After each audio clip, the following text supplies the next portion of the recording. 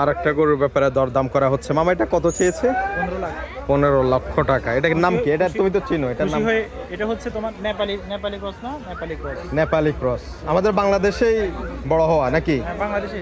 আচ্ছা আচ্ছা, 15 লক্ষ টাকা চাওয়া হচ্ছে। এই মুহূর্তে আমরা আছি গাবতলী হাটে।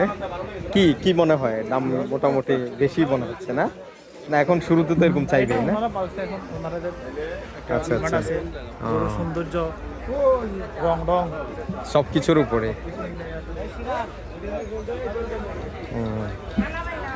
যাক মাশাল্লাহ, সুন্দর আছে। প্রচন্ড গরম পড়তেছে এখানে।